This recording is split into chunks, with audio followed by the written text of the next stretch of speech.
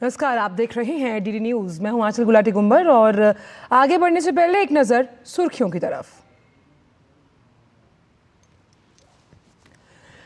कोलकाता की बेटी के आरोपियों को पुलिस लेकर पहुंची सीबीआई दफ्तर। जांच एजेंसी ने कोलकाता पुलिस से ली केस डायरी। क्राइम सीन के लिए घटनास्थल जाएगी सीबीआई।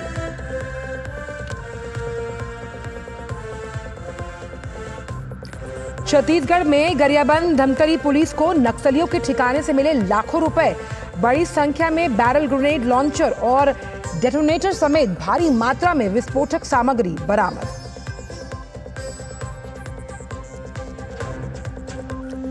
जम्मू कश्मीर में सुरक्षा स्थिति की समीक्षा के लिए चुनाव आयोग की आज गृह सचिव अजय भल्ला के साथ अहम बैठक। विधानसभा चुनाव की तैयारियों पर होगी बातचीत।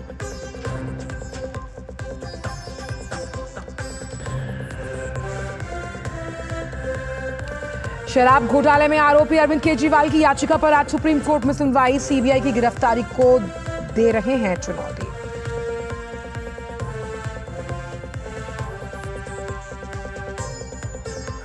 स्वतंत्रता दिवस की पूर्व संध्या पर आज शाम 7 बजे राष्ट्रपति का देश के नाम संदेश दूरदर्शन और आकाशवाणी के सभी चैनलों पर होगा प्रसारण। कल होने वाले मुख्य समारोह के लिए दिल्ली में सुरक्षा के कड़े इंतजाम।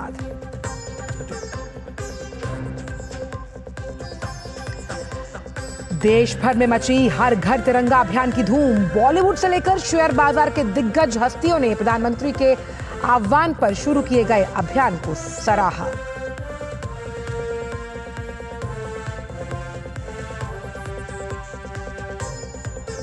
और दिल्ली एनसीआर में आज भी तेज बारिश का अलर्ट। केरल समेत यूपी, बिहार, राजस्थान, हिमाचल समेत कई राज्यों में भी कहीं हल्की तो कहीं भारी बारिश की चेतावनी।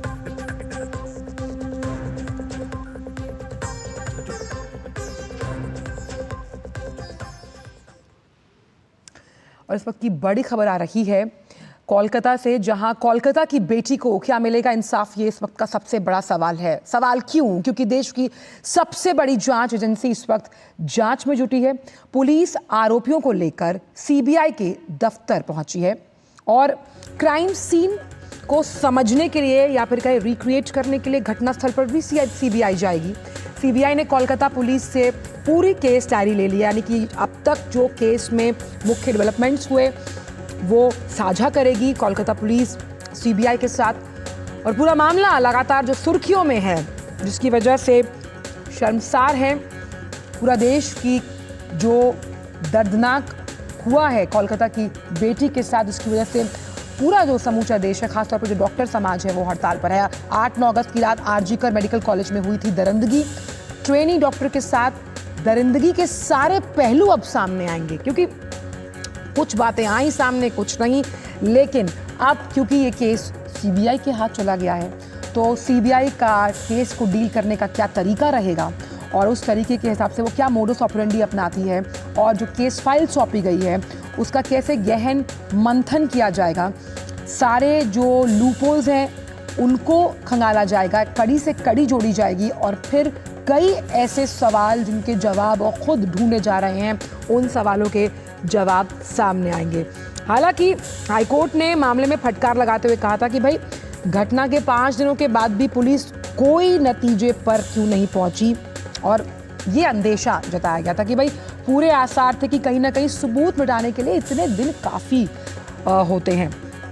इसलिए निष्पक्ष, सही, सार्थक और सटीक जांच के लिए जब केस है वो सीबीआई को सौंपा गया है। और साफ तौर पर अब ये जो केस है, अब इसमें क्या नया मोड़ आता है, क्या नए तथ्य सामने निकल कर आते हैं, इस पर पूरे देश की निगाहें हैं। तो देश की सबसे बड़ी एजेंसी जांच में जुटी है कोलकाता केस, मर्डर केस को लेकर। वहीं दूसरी तरफ federation of resident doctors association FORDA India ने स्वास्थ्य मंत्री जेपी नड्डा से मुलाकात के बाद कल अपनी हड़ताल वापस लेने का ऐलान किया। लेकिन बाकी एसोसिएशंस जो हैं उन्होंने अभी अपनी हड़ताल वापस नहीं ली है।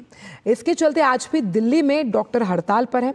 आरएमएल के जूनियर रेजिडेंट डॉक्टर्स आज भी हड़ताल पर हैं। उनका कहना है कि जब तक स्वास्थ्य मंत्रालय लिखित में स्वास्थ्य कर्मियों के लिए केंद्रीय सुरक्षा अधिनियम लागू करने का आश्वासन देता है, तब तक उनकी ये हड़ताल जारी रहेगी। आरएमएल के डॉक्टर्स अब तक हड़ताल पर हैं जब तक कि स्वास्थ्य मंत्रालय की तरफ से कोई पत्र नहीं मिल जाता। Federation of all India medical association का भी कहना है कि उनकी हड़ताल अभी जारी रहेगी, क्योंकि सीबीआई जांच वाली उनकी सिर्फ अभी एक मांग पूरी हुई है और वो स्वास्थ्य कर्मियों के लिए चाहते हैं एक सख्त कानून। रेजिडेंट डॉक्टर्स एसोसिएशन की बॉडी ने स्ट्राइक को कॉल ऑफ किया है। फाइमा का जो स्ट्राइक का कॉल है वो कल कंटिन्यू रहेगा। अभी तक स्टेट गवर्नमेंट की तरफ से कोई भी ठोस कार्रवाई नहीं की गई है। इसके अलावा अभी भी टैंपरिंग ऑफ एविडेंस और जिस सेमिनार रूम में बच्ची की हत्या हुई थी वहाँ पर दोबारा से पेंटिंग करने की और रेनोवेशन के नाम पे कई तरह के सवाल उठ रहे हैं। तो ये बहुत ही गंभीर मामला है जिसमें सरकार कुछ न कुछ छुपाना चाहती है। केंद्र सरकार से हमने इस बार दरख्वास्त किया है कि central protection act for health care workers में कुछ मजबूत नियम लाएं, कुछ मजबूती से उसको आगे बढ़ाएं और हमारे को कुछ कॉन्क्रीट दें। और एक और बड़ी खबर आ रही है पटना सिटी के आलमगंज से, जहां थाना क्षेत्र में एक बीजेपी नेता की गोली मारकर हत्या कर दी गई। घटना आलमगंज के बजरंगपुरी की है। अजय शाह को उनके घर के पास गोली मारी गई।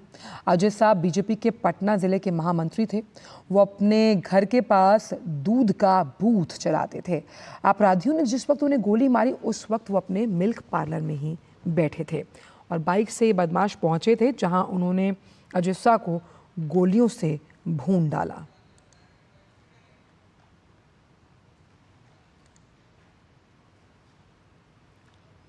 और खबर छत्तीसगढ़ से, जहां के धमतरी जिले में पुलिस और नक्सलियों के बीच हुई मुठभेड़ में सुरक्षा बलों को एक बार फिर बड़ी सफलता हासिल हुई है। प्रतिबंधित संगठन सीपीआई माओवादी के शीर्ष नेतृत्व के निर्देशानुसार स्थानीय माओवादी इकाइयों द्वारा अवैध रूप से लेवी वसूली जा रही थी और इसी के मद्देनजर गरियाबंद धमतरी पुलिस बल और सीआरपीएफ ने विशेष सर्च अभियान चलाया। इस अभियान में नक्सलियों के ठिकानों से पुलिस को 38 लाख रुपए नगद मिले। इसके अलावा पुलिस को नक्सलियों के पास से 23 बीजीएल राउंड यानी कि बैरल ग्रेनेड लॉन्चर, 13 डेटोनेटर समेत भारी मात्रा में विस्फोटक सामग्री भी बरामद हुई है।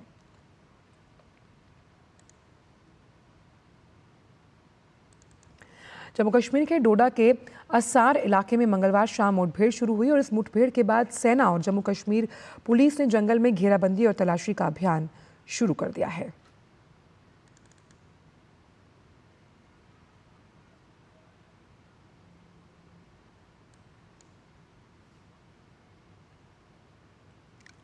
तो मंगलवार को हुई मुठभेड़ के बाद सुरक्षा बलों का संयुक्त ऑपरेशन, जहां डोडा में सुरक्षा बलों का तलाशी अभियान जारी है। जम्मू कश्मीर में विधानसभा चुनाव की तैयारियां जोरों पर हैं और इसके मद्देनजर राज्य की सुरक्षा व्यवस्था के इंतजामों के लिए आज एक अहम बैठक होने वाली है। निर्वाचन आयोग और केंद्रीय गृह सचिव अजय भल्ला के बीच होने वाली इस बैठक में कई अहम मुद्दे हैं जिन पर चर्चा होने की संभावना है। इससे पहले निर्वाचन आयुक्त राजीव कुमार की अगुवाई में आयोग ने जम्मू कश्मीर में चुनावी तैयारियों की समीक्षा की थी। आपको बताएं कि चुनाव आयोग पहले ही जम्मू कश्मीर में जल्द से जल्द चुनाव कराने के लिए अपनी प्रतिबद्धता जाहिर कर चुका है। साथ ही निर्वाचन आयुक्त ने भी ये आश्वासन दिया कि कोई भी आंतरिक या बाहरी ताकत चुनाव को बाधित नहीं कर सकती है।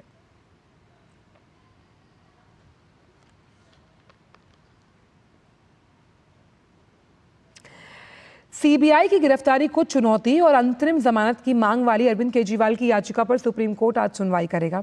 न्यायमूर्ति सूर्यकांत और न्यायमूर्ति उज्जवल भुइयां की पीठ इन दोनों याचिकाओं पर सुनवाई करने वाली है और दिल्ली हाईकोर्ट ने 5 अगस्त को मुख्यमंत्री की गिरफ्तारी को वैध ठहराया था और ये कहा था कि सीबीआई के काम में कोई दुर्भावना नहीं थी। साथ ही हाईकोर्ट ने यह भी कहा था कि वो मुख्यमंत्री रहते हुए गवाहों को प्रभावित कर सकते हैं।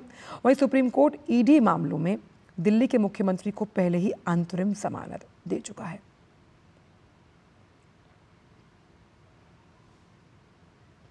एमपी एमएलए विशेष मजिस्ट्रेट की अदालत ने आम आदमी पार्टी के राज्यसभा सांसद संजय सिंह और पूर्व सपा विधायक अनूप संडा समेत 6 दोषियों के खिलाफ और गैर जमानती वारंट जारी किया।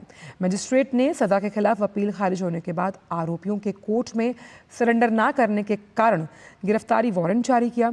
स्पेशल सेशन कोर्ट जज एकता वर्मा की अदालत में सभी दोषियों की अपील खारिज होने के बाद उन्हें संबंधित कोर्ट में आत्मसमर्पण करना था। मामला 23 साल पहले बिजली पानी की समस्या को लेकर तत्कालीन सरकार के खिलाफ धरना प्रदर्शन और रोड जाम से जुड़ा है।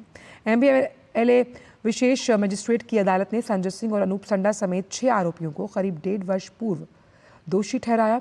कोर्ट ने 3 महीने कारावास और 1.5 हजार रुपये अर्थदंड की सजा सुनाई थी।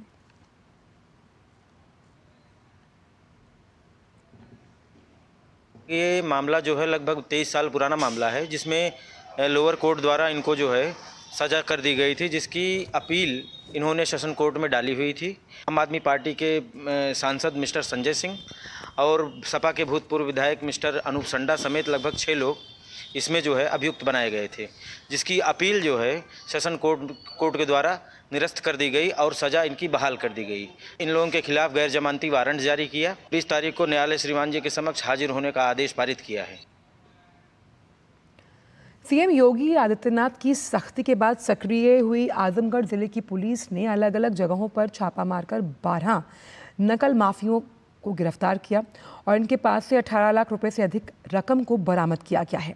ये वो पैसे हैं जो ये लोग नकल कराने की एवज में लेते थे। एसपी हेमराज मीना के मुताबिक ये गिरफ्तारियां श्वेत अधिकारी नगर एसओजी टीम, थाना सिधारी और रानी की सराय की अगुवाई में टीम गठित कर नकल माफियाओं पर कार्रवाई के चलते की गई। इसी सिलसिले में कल संयुक्त पुलिस टीम ने डीएलईडी की परीक्षा के दौरान एग्जाम सेंटर में कुल 12 लोग नकल कराते हुए भी पकड़े हैं।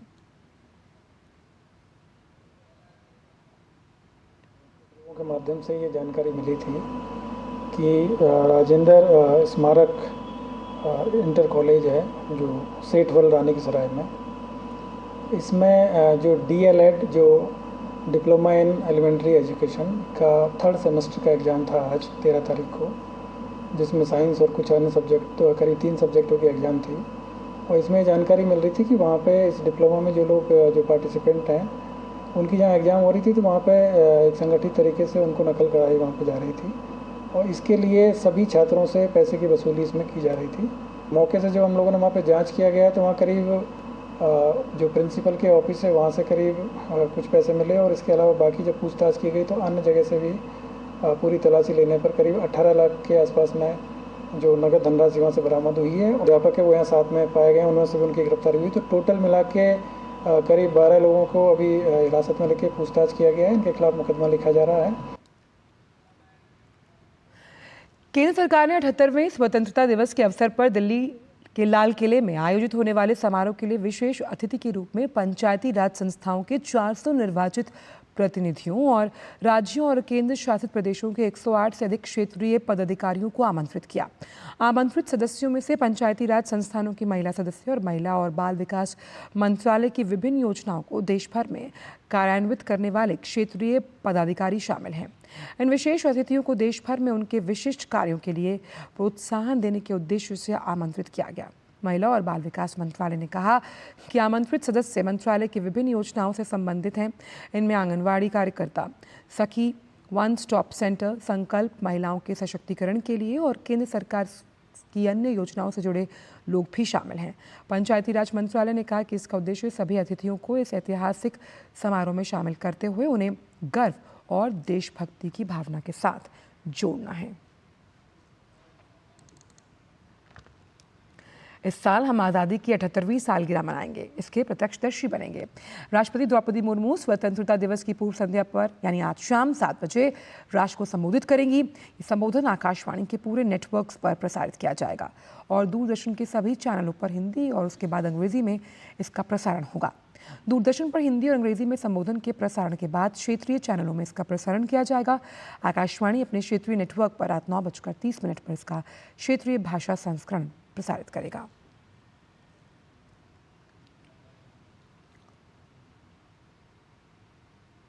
स्वतंत्रता दिवस के अवसर पर सुरक्षा के मद्देनजर जम्मू कश्मीर में भारतीय सेना और स्थानीय पुलिस ने पटनी टॉप के पास संयुक्त अभियान शुरू किया, जिसके तहत बटोटे डोडा राजमार्ग पर सुरक्षा बलों ने विशेष नाका स्थापित किया।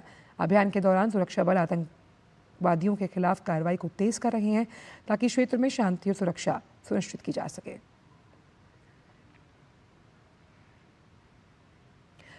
कृतज्ञ राष्ट्र आज विभाजन विभीषिका से पीड़ित लोगों को नमन कर रहा है। 14 अगस्त 1947 से जुड़ी उन स्मृतियों को याद कर रहा है जिसमें करोड़ों लोग बेघर हो गए थे, अपनी जड़ों से अलग होना पड़ा था उन्हें। प्रधानमंत्री के आह्वान के बाद देश लगातार 14 अगस्त को विभाजन विभीषिका स्मृति दिवस मना रहा है। देखिए इससे जुड़ी ये खास रिपोर्ट। 14 अगस्त 1947 इतिहास के पन्नों में दर्ज वो तारीख जिसने अमानवीयता, निर्ममता और दंश की सभी हदें पार कर दी। भारत और पाकिस्तान के दो टुकड़ों में विभाजन की तस्वीर बेहद दर्दनाक है। सरकारी आंकड़े कहते हैं कि विभाजन की विभीषिका में हुए सांप्रदायिक दंगों में 10 लाख लोग मारे गए, 1.5 करोड़ लोगों की पुश्तैनी जमीन छिन गई, करोड़ों की आबादी ने रिफ्यूजी कैंप में शरण ली, 55,000 हिंदुओं और सिख महिलाओं के साथ अपहरण और बलात्कार जैसे दुर्दांत वारदातें हुई। जिन्ना की महत्वाकांक्षा और तत्कालीन कांग्रेसी नेताओं के अहम की लड़ाई ने भारत को 2 हिस्सों में बांट दिया। लिखित इतिहास की सबसे त्रासद घटनाओं में से एक, इतने बड़े पैमाने पर हत्याएं हुई जिन लोगों की, ऐसे मासूम लोगों की जिनकी कोई गलती नहीं थी, कि कुछ 4 लोगों ने टेबल पर बैठकर क्या निर्णय ले लिया है और उस निर्णय का उनके जीवन पर या उनके जीवन के खत्म होने पर क्या असर पड़ रहा है। ये विस्थापन नहीं था, ये तो कत्लेआम था। जो बच गए भाग्यशाली थे, जो बच गए उन्हें पता नहीं कि उनके माँ बाप कहाँ गए, कैसे गए, भाई कहाँ गए, बहन कहाँ गए, दुनिया में अकेले रह गए। विस्थापन इसे नहीं कहते। देश के विभाजन के कारण अपनी जान गंवाने और अपनी जड़ों से विस्थापित हुए सभी लोगों को श्रद्धांजलि देने के लिए पीएम मोदी ने हर साल 14 अगस्त को विभाजन विभीषिका स्मृति दिवस मनाने का आह्वान किया। इसका मकसद वर्तमान और आने वाली पीढ़ियों को विभाजन के दर्द और पीड़ा की स्मृति से अवगत कराना है।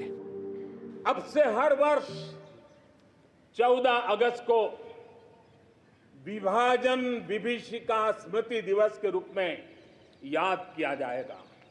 जो लोग विभाजन के समय अमानवीय हालात से गुजरे, जिन्होंने अत्याचार सहे, जिन्हें सम्मान के साथ अंतिम संस्कार तक नसीब नहीं हुआ, उन लोगों का हमारी स्मृतियों में जीवित रहना भी उतना ही जरूरी है।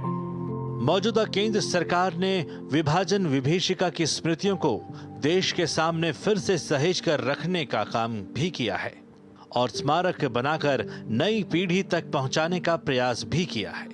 नई पीढ़ी भी सरकार के इस प्रयास से खुद को जोड़ रही है और विभाजन के समय की कई गलतियों से सीखने की कोशिश कर रही है ताकि देश की एकता बनी रहे। मैं चाहती हूँ कि हमारे जो छोटे हैं, जो हमारा यंगर जनरेशन है, उनको पता चले कि हमारे जो इंडिपेंडेंस के टाइम पर जो सैक्रिफाइस किए हैं हमारे बूढ़ों ने, उनको याद रखना है। जो चीज़ें सब किताब में नहीं पढ़े थे, यहाँ आने के बाद वो सारी चीज़ें यहाँ में बाखूबी दिखाया गया है, रखा गया है सामान के साथ और बताया गया है कि उस टाइम क्या क्या हुआ था हम लोगों के साथ, कितने सारे स्मृति हमारे यहाँ पे रखा हुआ है। विभाजन के कारण मानव इतिहास में सबसे बड़ा पलायन हुआ, जिससे लगभग 2 करोड़ लोग प्रभावित हुए। लाखों परिवारों को अपने पुश्तैनी गांव, शहर को छोड़ना पड़ा और शरणार्थी के रूप में एक नया जीवन तलाशने के लिए मजबूर होना पड़ा।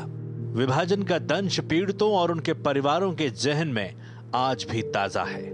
मैं अभी भी याद करता हूँ तो मेरे रोंगटे खड़े हो जाते हैं, मेरा सिर घूम जाता है और मेरे आंखों में आंसू आते हैं, गिरते हैं। देश की आज़ादी के साथ ही देश का बंटवारा हो गया, तो बंटवारे में जो हुआ उसके जो हालात हैं वो हम लोग जो है बयान नहीं कर सकते हैं, इतना दुखदायी है वो। देश के विभाजन के दर्द को कभी भुलाया नहीं जा सकता है। अपनी आजादी का जश्न मनाते हुए कृतज्ञ राष्ट्र मातृभूमि के उन बेटे बेटियों को भी नमन करता है जिन्हें हिंसा के उन्माद में अपने प्राण गंवाने पड़े। Chandrashekhar, DD news.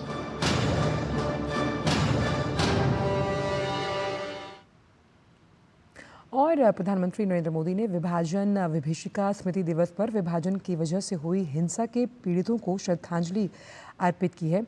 उन्होंने सोशल मीडिया प्लेटफॉर्म एक्स पर लिखा, विभाजन विभीषिका की स्मृति दिवस पर हम उन अनगिनत लोगों को याद करते हैं जो विभाजन की विभीषिका से प्रभावित हुए और उन्हें बहुत कष्ट सहना पड़ा। और इसके साथ ही उनके साहस और श्रद्धांजलि देने का भी दिन है, जो मानवीय दृढ़ता की शक्ति को दर्शाता है। विभाजन से प्रभावित बहुत से लोगों ने अपने जीवन को फिर से संवारा और अपार सफलता प्राप्त की। आज हम अपने देश में एकता और भाईचारे के बंधनों को हमेशा रक्षा करने की अपनी प्रतिबद्धता को दोहराते हैं।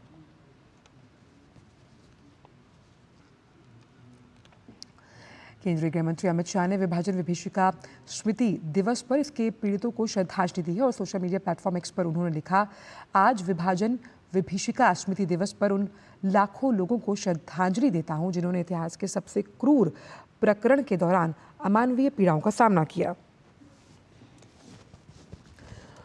और जीवन को खो दिया और बेघर हो गए। अपने इतिहास को स्मृति में बसाकर उससे सीख लेकर ही एक राष्ट्र अपने मजबूत भविष्य का निर्माण कर सकता है और एक शक्ति के रूप में उभर सकता है। प्रधानमंत्री श्री नरेंद्र मोदी जी के प्रयास से इस दिवस को मनाने की परंपरा राष्ट्र निर्माण की ओर उठाया गया मजबूत कदम है।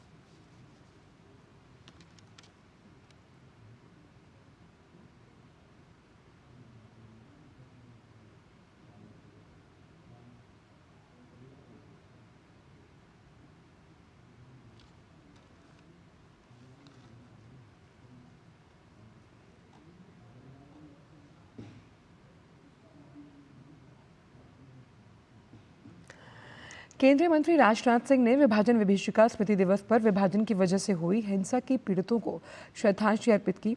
सोशल मीडिया प्लेटफॉर्म एक्स पर उन्होंने लिखा, विभाजन विभीषिका स्मृति दिवस पर मैं उन सभी लोगों के प्रति अपनी श्रद्धांजलि अर्पित करता हूं जो देश के विभाजन से पैदा हुई परिस्थितियों में हिंसा और नफरत के शिकार हुए। आज वर्षों बाद भी उसकी पीड़ा देश में महसूस की जाती है। विभाजन की उस विभीषिका को याद कर हम सभी लोग प्रधानमंत्री श्री नरेंद्र मोदी की अगुवाई में एक नए, एकजुट और सशक्त भारत के निर्माण के लिए काम कर रहे हैं, जिससे फिर कभी इस देश को ऐसे कठिन दौर से गुजरना ना पड़े। विदेश मंत्री एस जयशंकर ने विभाजन विभीषिका स्मृति दिवस पर विभाजन के कारण हुई हिंसा के पीड़ितों को श्रद्धांजलि अर्पित की। उन्होंने सोशल मीडिया प्लेटफॉर्म एक्स पर लिखा, विभाजन एक ऐसा काम था जिसके मानवीय परिणाम उसके भू राजनीतिक परिणामों से मेल खाते हैं। हम ऐसे सभी लोगों को स्मृति दिवस पर श्रद्धांजलि देते हैं जिन्होंने अकल्पनीय दर्द और पीड़ा को सहन किया है। केंद्रीय स्वास्थ्य मंत्री जेपी नड्डा ने भी विभाजन विभीषिका स्मृति दिवस पर जो तमाम पीड़ित हैं उन्हें श्रद्धांजलि दी। उन्होंने सोशल मीडिया प्लेटफॉर्म एक्स पर लिखा, आज विभाजन विभीषिका स्मृति दिवस 1947 की उस क्रूर घटना का स्मरण आता है जो संसार को वसुधैव कुटुंबकम और सर्वे भवन्तु सुखिनः का संदेश देने वाले हमारे महान राष्ट्र को राजनीतिक स्वार्थ के लिए बांट दिया गया। इस दौरान लोगों ने अत्यंत अमानवीय यातनाएं सही, पलायन के निर्दयी कष्ट उठाए और अपने परिश्रम से कण-कण जोड़कर बसाए घर द्वार संपत्ति से वंचित हुए। असंख्य लोगों ने जीवन खोया। मैं आज उन्हीं सभी को श्रद्धा सुमन अर्पित कर नमन करता हूं। आदरणीय प्रधानमंत्री की अगुवाई में विभाजन विभीषिका स्मृति दिवस मनाने का निर्णय हमें उन समस्त काले अध्याय और घटनाओं का स्मरण करवाता है। यह हमारे महान राष्ट्र को अखंड, शक्तिशाली, महान होने की दिशा में अग्रसर करेगा।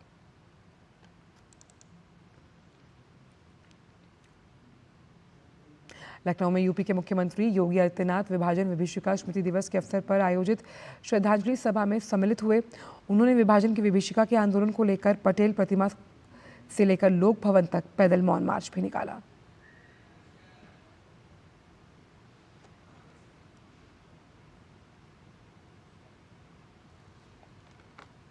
वक्त एक ब्रेक का।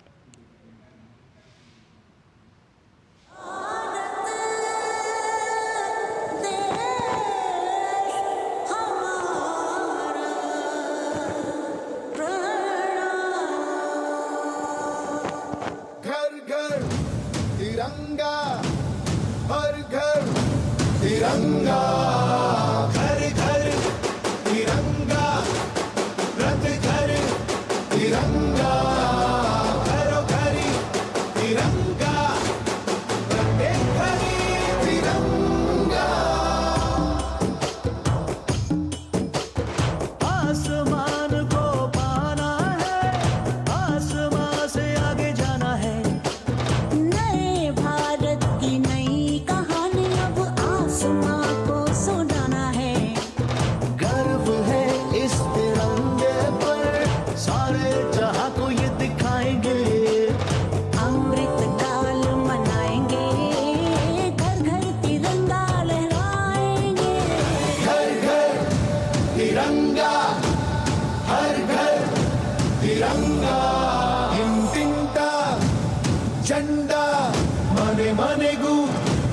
त्रिवर्णा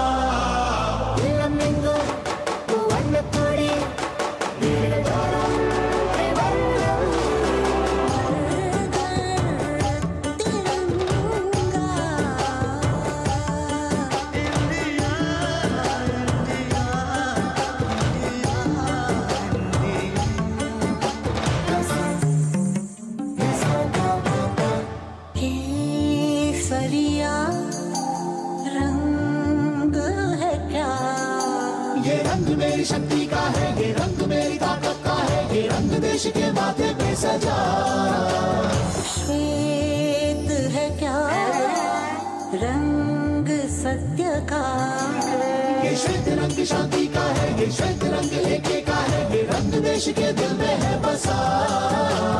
रंग हरा तो खुशहाली का है, ये धर्म चक्र विकास का, इन्हीं उसूलों से है ये बना तिरंगा हमारा, तिरंगा प्यारा। घोरे घोरे तिरंगा, शोक घोरे तिरंगा, घेर घेर तिरंगो, ज्योति घोरे पताका, हर घर तिरंगा, हर घर तिरंगा, हर घर तिरंगा।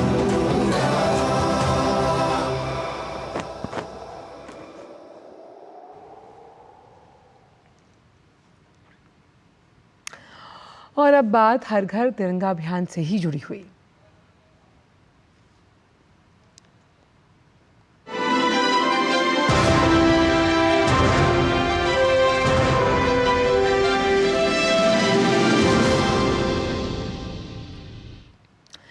केंद्रीय गृह मंत्री अमित शाह ने हर घर तिरंगा अभियान के अंतर्गत अपने निवास स्थल पर तिरंगा लहराकर इस अभियान में अपनी उपस्थिति दर्ज की। साथ ही उन्होंने इस अभियान से जुड़ने के लिए सभी को प्रेरित भी किया।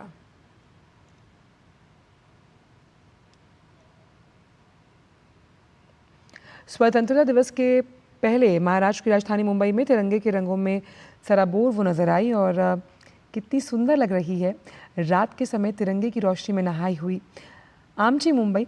देखिए इन तस्वीरों के जरिए।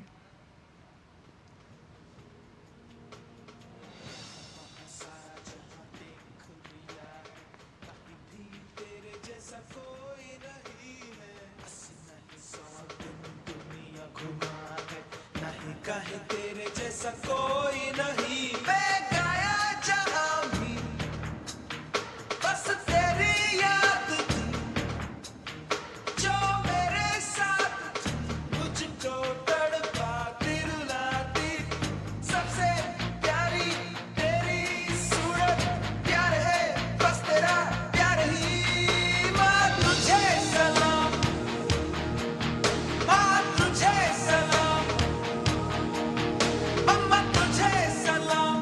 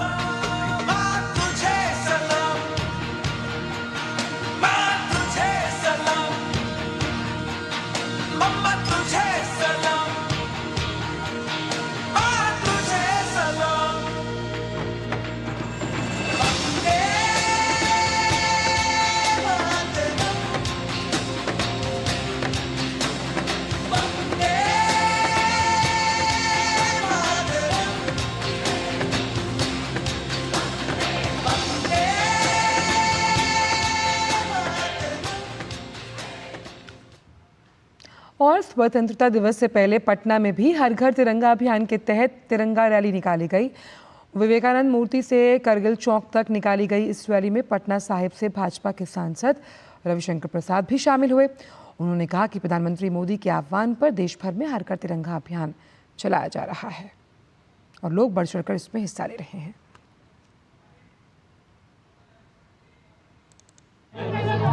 आज़ादी के दिन हमारे प्रधानमंत्री का आह्वान है, देश का समर्पण तिरंगे के प्रति, देशभक्तों के प्रति, उन महान लोगों ने जो जीवन होम किया उन सबों के प्रति समर्पण। तो इसलिए विवेकानंद की मूर्ति से कारगिल चौक हम लोग जा रहे हैं। और केंद्र शासित प्रदेश लद्दाख के लेह और द्रास में भी लोगों ने हर घर तिरंगा अभियान के तहत कार्यक्रम में बढ़ चढ़कर हिस्सा लिया।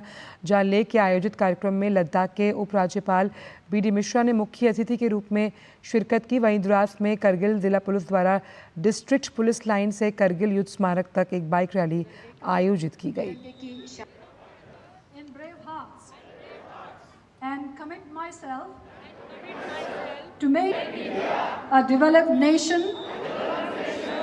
By 2047 पहले 15 दिसंबर को जब ब्याकांगा के पास एक पहाड़ी पर कब्जा करने का सौगंध ने दुश्मन पर हमला किया और 2 दुश्मनकर्मियों को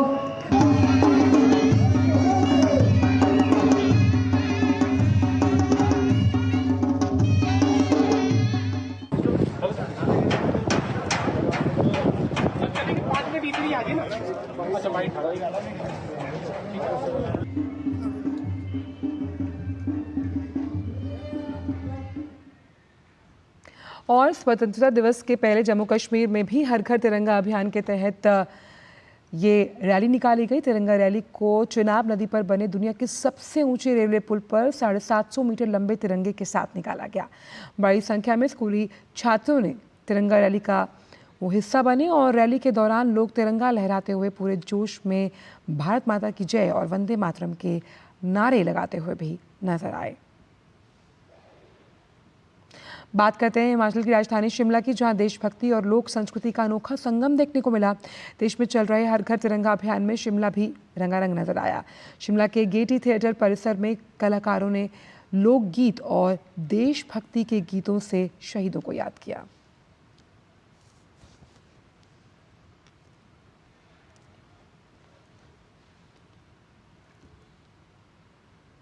कल स्वतंत्रता दिवस है और देश प्रेम का प्रतीक और हमारी आन बान शान तिरंगा को आज हम जिस रूप में देखते हैं उसका विकास कैसे हुआ, आइए आपको बताते हैं।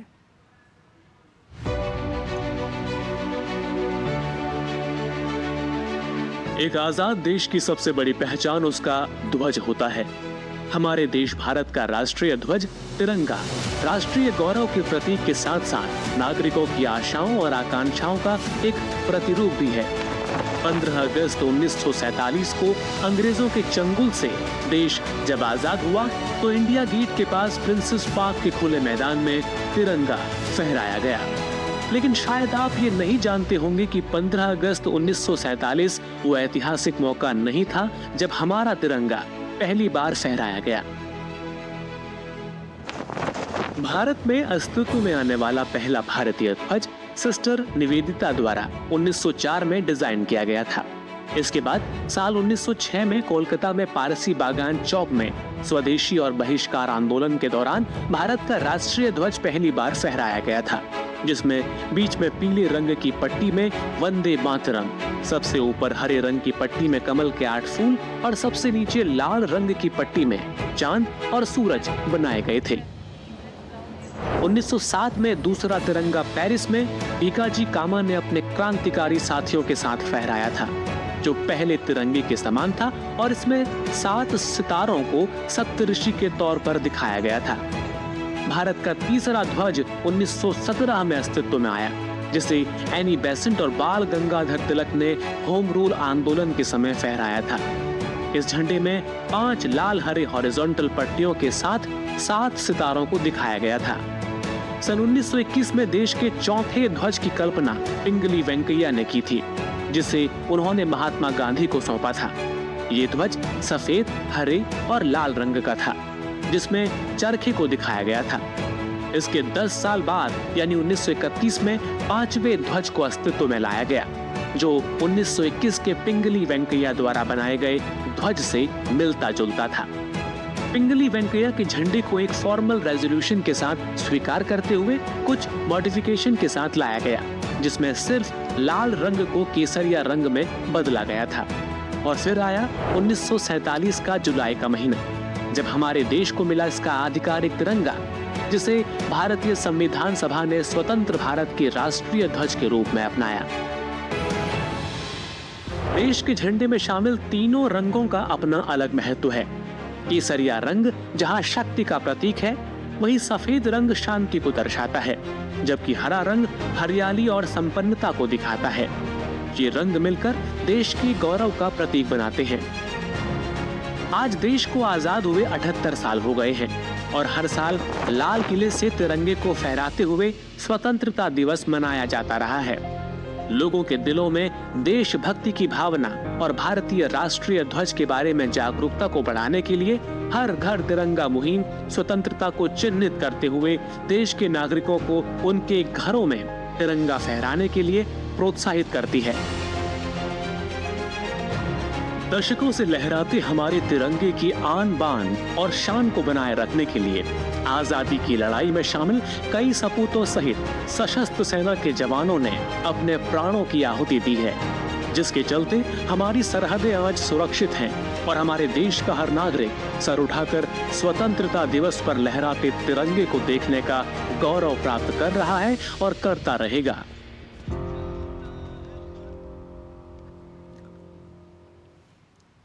वहीं एनएससी के प्रमुख आशीष कुमार ने हर घर तिरंगा अभियान की प्रशंसा की। आशीष कुमार ने कहा कि इस अभियान से ज़्यादा लोगों को जुड़ना चाहिए और अपने बच्चों को भी इससे जोड़ने की अपील की है। हर घर तिरंगा एक बहुत बड़ी झुंबिश है जो आदरणीय प्रधानमंत्री जी ने 2 साल पहले शुरू की थी। आज उसका 3रा साल है। हर 15 अगस्त को हम अपने घरों में तिरंगा लगाते हैं।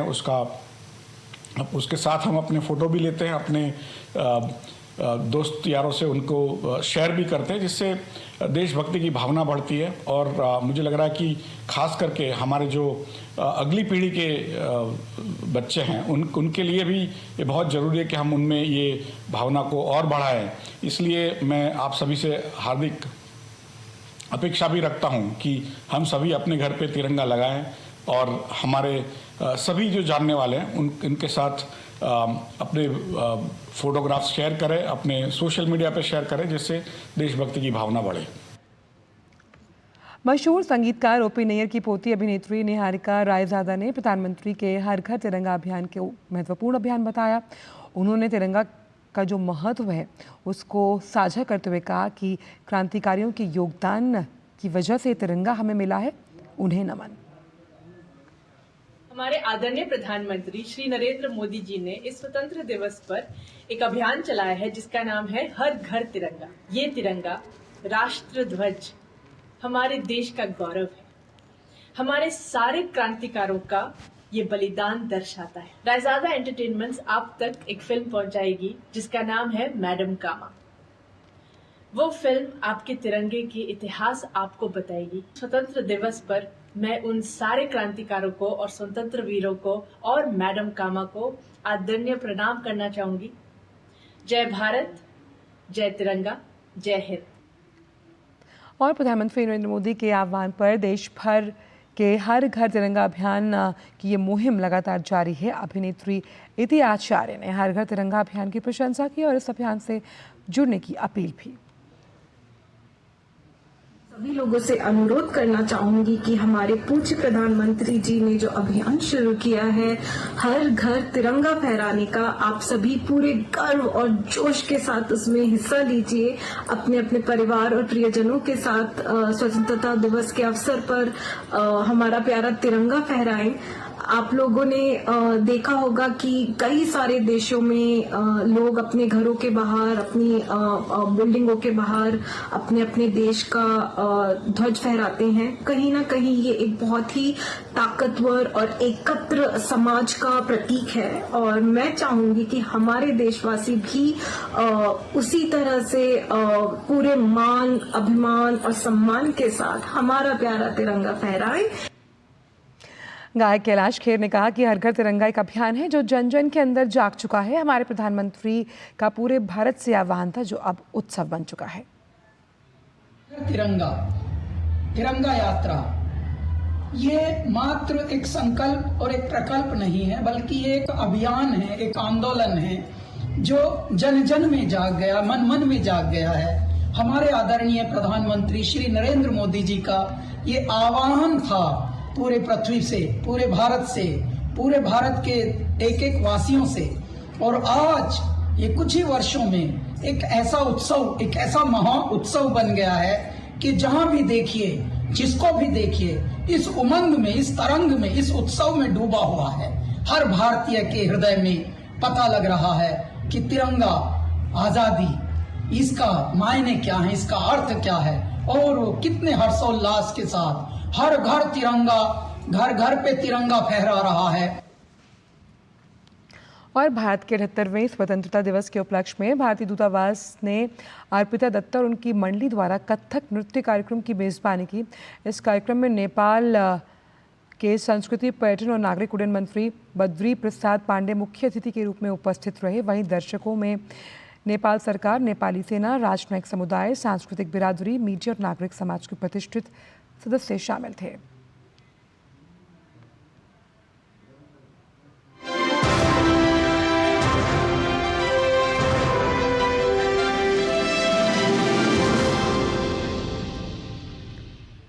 राष्ट्रपति भवन के अमृत उद्यान के ग्रीष्मकालीन वार्षिक संस्करण की शुरुआत 16 अगस्त से होने जा रही है।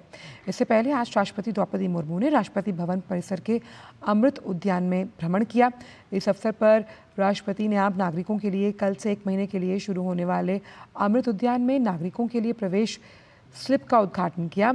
साथ ही पेपर सीट के जरिए एक गमले में तुलसी बीज का रोपण भी किया। साथ ही राष्ट्रपति ने अमृत उद्यान में मौजूद बच्चों को अमृत उद्यान बैच और चॉकलेट्स दी। राष्ट्रपति द्रौपदी मुर्मू और बच्चों के बीच इस अवसर पर दिलचस्प संवाद देखने को मिला। राष्ट्रपति ने समस्त अमृत उद्यान का भ्रमण करते समय फूल पौधों की प्रजातियों के बारे में भी जानकारी ली।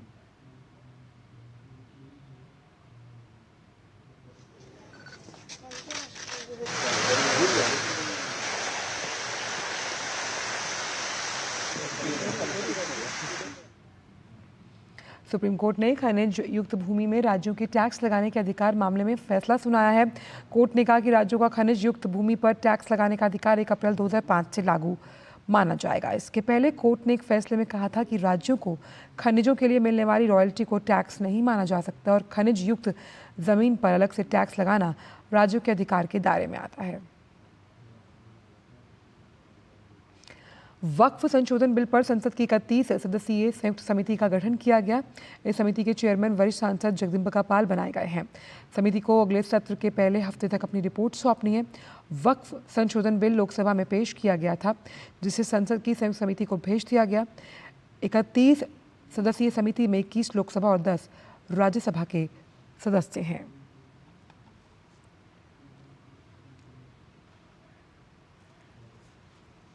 खबर छत्तीसगढ़ के वनांचल क्षेत्र में रहने वाले ग्रामीणों से जुड़ी हुई, जिनके लिए तेंदूपत्ता सोने से कम नहीं।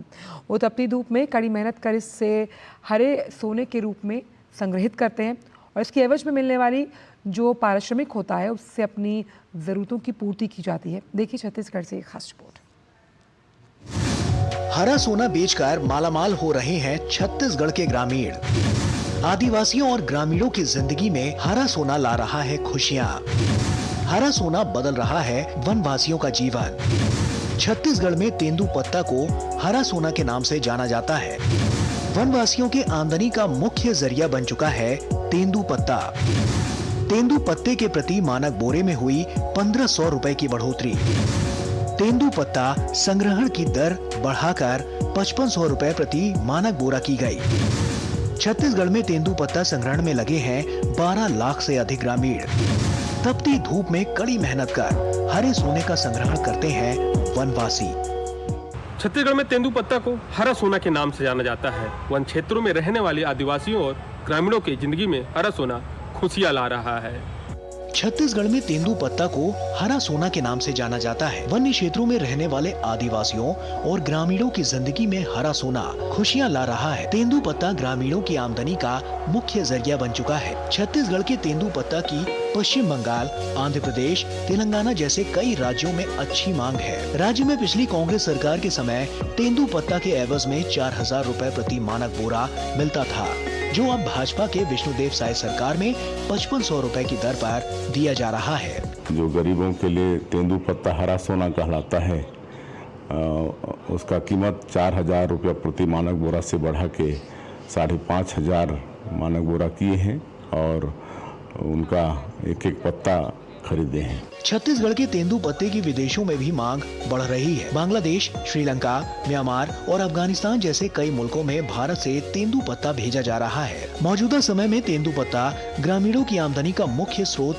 बन चुका है। पहले जहां वनवासी बेरोजगार रहते थे, वहीं अब इसी तेंदुपत्ता यानी हरा सोना का संग्रहण उन्हें भरपूर पारिश्रमिक देता है। सीजन 2024 में बस्तर के 36,000 से अधिक तेंदुपत्ता संग्राहकों को 12 करोड़ रुपए से ज्यादा पारिश्रमिक राशि का भुगतान हुआ है। तेंदुपत्ता भी जब मिले ना ये साल सबसे ज्यादा रेट में। धन्यवाद, हमारे पत्ता का रेट बढ़ा है। गौरतलब है कि तेंदुपत्ता की खेती में छत्तीसगढ़ राज्य को अव्वल माना जाता है और इस पत्ते का सबसे ज्यादा उपयोग बीड़ी बनाने में किया जाता है।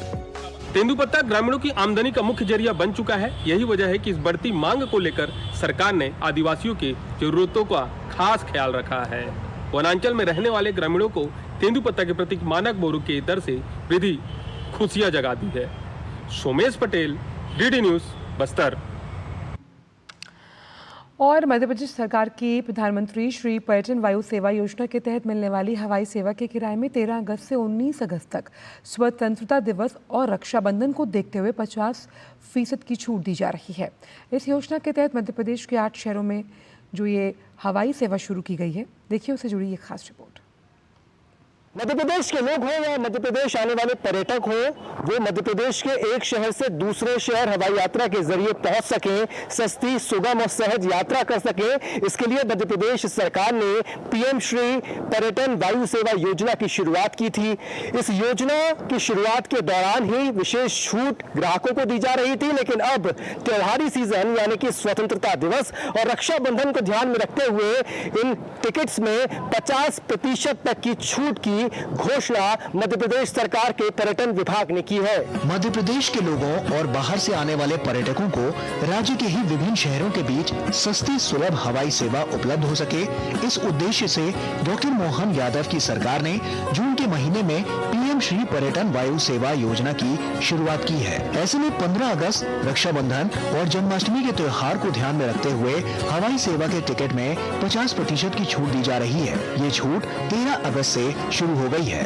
पीएम श्री पर्यटन वायु सेवा पर 12 अगस्त से रक्षाबंधन यानी 19 अगस्त तक एमपी टूरिज्म बोर्ड की ओर से 50% डिस्काउंट दिया जाएगा।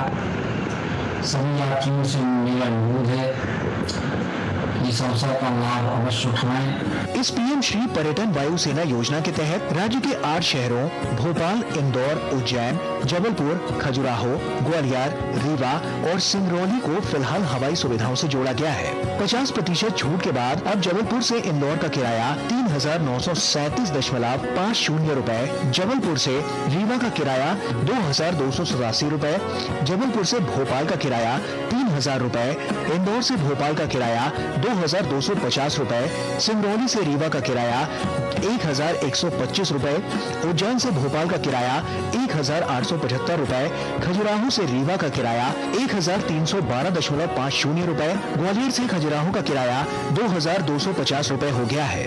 हवाई चप्पल पहनने वाला व्यक्ति हवाई यात्रा कर सके, भारत सरकार और मध्य प्रदेश सरकार की यही कोशिश है और यही कारण है कि मध्य प्रदेश में भी एक शहर से दूसरे दूसरे शहर जाने के लिए राज्य सरकार ने पीएम श्री पर्यटन वायु सेवा योजना की शुरुआत की है। इस योजना से फिलहाल 8 शहरों को जोड़ा गया है, लेकिन आने वाले समय में कई और शहर इससे जुड़ सके, इसको लेकर भी तेजी से प्रयास चल रहे हैं। लेकिन फिलहाल इस योजना का लाभ ले रहे लोगों के लिए त्योहारी सीजन में एक बड़ा मौका है जब वो 50% तक की छूट ले सकते हैं। कैमरामैन कुमार गौरव के साथ आदित्य श्रीवास्तव, डीडी न्यूज, भोपाल। केंद्रीय शिक्षा मंत्री धर्मेंद्र प्रधान ने शिक्षा मंत्रालय के राष्ट्रीय संस्थागत रैंकिंग फ्रेमवर्क यानी NIRF 2024 की घोषणा की। इस लिस्ट में बिहार से एम्स सहित कई उच्च शिक्षण संस्थान शामिल हैं। देखिए रिपोर्ट। केंद्रीय मंत्री धर्मेंद्र प्रधान ने शिक्षा मंत्रालय के NIRF 2024 रैंकिंग की घोषणा की है। इस रैंकिंग में बिहार के कई कॉलेजों और विश्वविद्यालय को स्थान मिला है। NIRF रैंकिंग में पटना विश्वविद्यालय यूनिवर्सिटी श्रेणी और कॉलेज श्रेणी में पटना विमेंस कॉलेज स्थान बनाने में सफल रहे हैं। स्टेट पब्लिक यूनिवर्सिटी श्रेणी के टॉप 100 में पटना यूनिवर्सिटी ने स्थान बनाया है। कॉलेज की श्रेणी में पटना विमेंस कॉलेज 101 से 150 में स्थान बना पाया है। इस श्रेणी में देश भर के 3,371 कॉलेज शामिल हुए, जिसमें बिहार के 151 हैं। जो भी हम लोग सब टीम वर्क में लेके काम किए, उसी का फल है कि हम लोग 51 और 100 के स्लैब में आए हैं। अभी मेरा फोकस है NAC A+ पर, और उसके बाद मैं 2 साल 2.5 साल काम करूंगा। उसके बाद हम NAC NIRF within 100 IIT Patna के पैरेलल हम इस यूनिवर्सिटी को लाएंगे। मेडिकल श्रेणी में बिहार के पटना एम्स ने 26वीं रैंक प्राप्त की है। हालांकि राज्य के सबसे बड़े सरकारी अस्पतालों में शामिल PMCH को रैंकिंग में स्थान नहीं मिल पाया। इसके साथ ही IGIMS भी टॉप 50 में स्थान नहीं बना सका है। इसके लिए मैं एम्स पटना के सब हमारा फैकल्टी, हमारे स्टाफ, नर्सेस, डॉक्टर्स, मैं सबको बधाई देता हूँ। ये एक्चुअली बहुत बड़ा अचीवमेंट है। तो ये हमारा जो hospital management, patient management, patient safety, hospital safety, campus development, faculty development, student development, कितने हम सब काम किए हैं, ये सब मेहनत का ये फल है। हम चाहते हैं कि और 1-2 साल में हम और आगे बढ़ें, हम बेस्ट 10 रैंक में आए। NIRF 2024 रैंकिंग में लॉ श्रेणी में पटना के चाणक्य नेशनल लॉ यूनिवर्सिटी को 31वां स्थान मिला है। मैनेजमेंट श्रेणी में IIM बोधगया ने 33वीं रैंक प्राप्त की है। 101 से 150 में MIT यूनिवर्सिटी और चंद्रगुप्त प्रबंधन संस्थान पटना शामिल है। बता दें कि केंद्रीय शिक्षा विभाग ये रैंकिंग जारी करता है ताकि छात्र गुमराह ना हो, वो रैंकिंग के मुताबिक अच्छे कॉलेजों में दाखिला ले सके। इस रैंकिंग से शैक्षिक संस्थानों को भी अपनी गुणवत्ता में सुधार करने की प्रेरणा मिलेगी। Patna university new education policy को लॉन्च करने वाला बिहार का पहला विश्वविद्यालय है। इसके बाद NIRF रैंकिंग में बेहतर स्थान पाने से यहाँ के छात्रों में काफ़ी उत्साह है तथा जो शिक्षक हैं और जो VC हैं वो भी काफ़ी उत्साहित दिख रहे हैं। अब समझा जा रहा है कि NAC एक्रेडिटेशन भी विश्वविद्यालय को जल्द ही प्राप्त होगा। पटना से DD न्यूज़ के लिए मधुरेश नारायण के साथ जय कुमार। और अब बात मौसम की। मौसम विभाग के अनुसार आज दिल्ली NCR समेत उत्तर भारत में बादलों की झमाझम बरसने की प्रबल संभावना है। मौसम विभाग के अनुसार दिल्ली में आज दिन की शुरुआत बादलों के साथ होगी जो दिन निकलते निकलते तक बरस सकते हैं। वहीं मौसम विभाग ने आने वाले 2 दिनों तक पूरे उत्तर प्रदेश में भारी बारिश का अलर्ट जारी किया। IMD के अनुसार आज कानपुर, लखनऊ, वाराणसी, अमेठी, नोएडा, गाजियाबाद, अमरोहा, मुरादाबाद, संभल, रामपुर, बिजनौर, जौनपुर, हरदोई, बरेली में बारिश होने की संभावना जताई गई। राजस्थान में जयपुर मौसम केंद्र द्वारा भरतपुर, अजमेर, जयपुर और कोटा संभाग में आज भारी बारिश की चेतावनी जारी की गई है। हिमाचल की बात करें तो स्थानीय मौसम विभाग ने 19 अगस्त तक राज्य के अलग अलग हिस्सों में भारी बारिश के लिए येलो अलर्ट जारी किया। वहीं मौसम विभाग ने बुधवार को केरल के एर्नाकुलम और त्रिशूर में, गुरुवार को इडुक्की में अत्यधिक बारिश होने का अनुमान जताया। गूगल ने भारत में अपने स्मार्टफोन पिक्सल 8 की मैन्युफैक्चरिंग शुरू कर दी। इलेक्ट्रॉनिक्स और IT मिनिस्टर अश्विनी वैष्णव ने सोशल मीडिया प्लेटफॉर्म X पर पोस्ट किया, made in India Google pixel 8 का उत्पादन हो गया है शुरू। आपको बताएं कि कंपनी ने पिछले साल गूगल फॉर इंडिया इवेंट में इसका ऐलान किया था और अब कंपनी ने भारत में अपने फ़ोन का प्रोडक्शन शुरू किया। जल्दी भारतीय बाजार और ग्लोबल मार्केट में गूगल का मेड इन इंडिया वर्जन का नया पिक्सल स्मार्टफोन होगा उपलब्ध।